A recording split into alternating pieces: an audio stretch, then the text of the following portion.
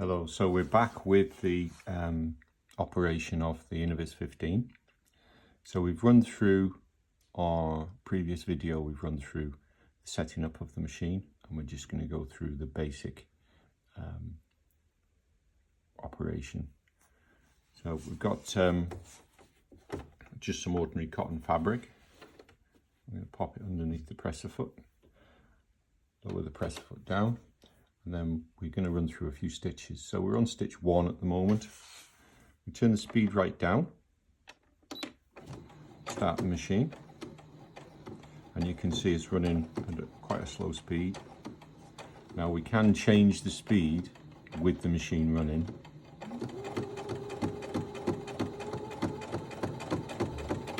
And then when we're ready to stop, we'll press the stop button. And in this case, the needle is set to stop in the up position. Then when we finish sewing, we're going to lift the presser foot, pull the fabric out to the left hand side, and there's a cutter on the end of the machine. So we're going to pull the fabric out to the left, put the thread over the top of the cutter, pull down, and that cuts it off for us.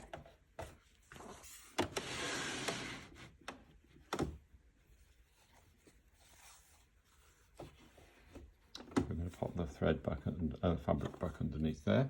We're going to turn the dial, and we're going to do a herring bow stitch, which is 12. Again, the stitch width and the stitch length is preset. We're going to increase that up to 7, and then we can just run the machine, and that will give us that stitch straight away.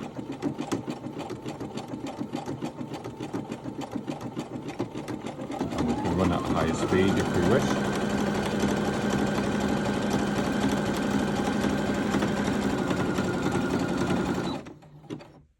Again, we stop, fabric up to the left and cut off,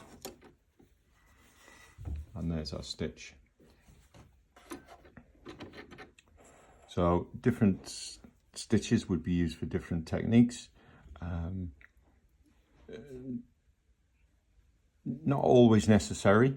Some people will use a different stitch for different things, and that's perfectly okay.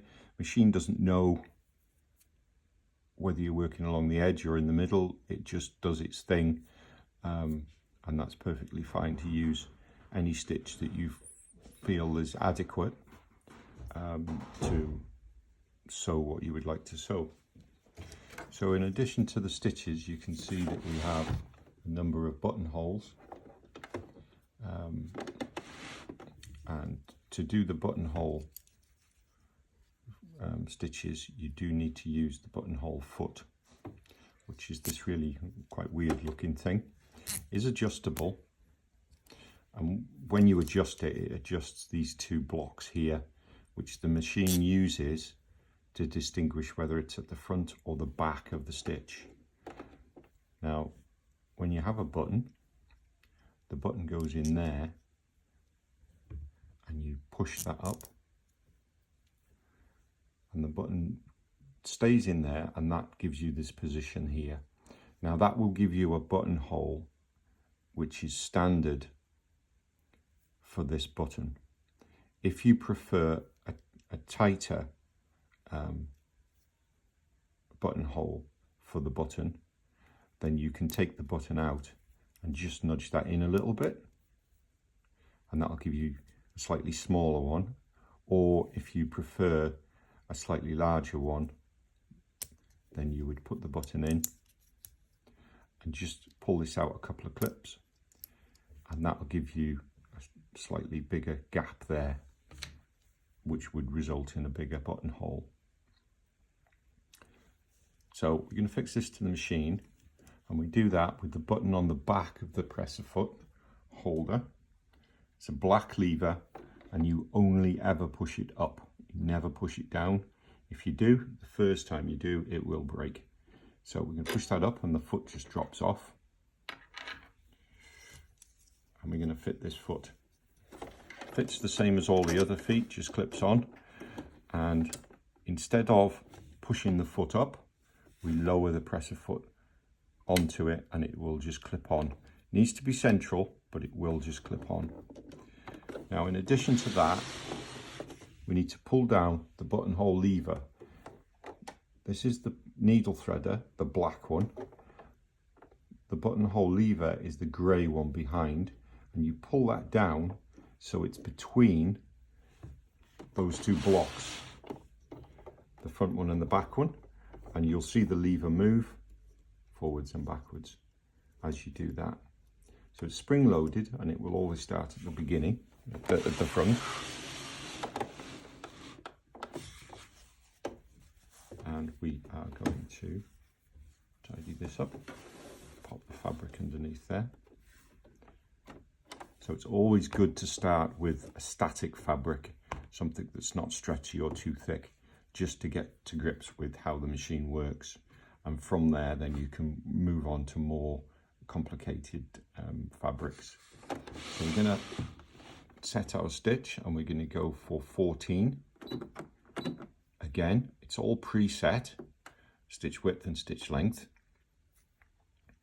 The only thing I've noticed is that it's set at 0.5 millimeters stitch length. If you were doing a bulky fabric or you were doing a stretch fabric, then in that instance you would increase the stitch length just to allow the machine a little bit more movement to move the fabric before it does the next stitch. So we're going to leave that as is with this fabric, and we're going to push back over. There we are.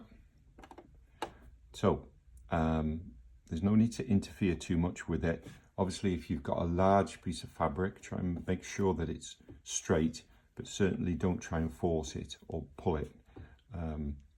It's just going to do its own thing. So we're going to run this now about half speed.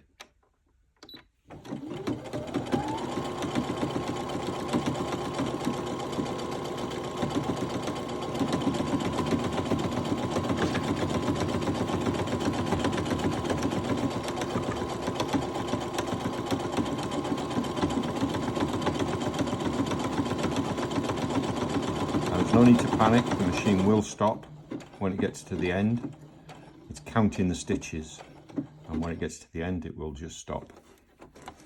And there is your buttonhole. A little bit untidy with that extra thread that got mixed up, so we'll run another one.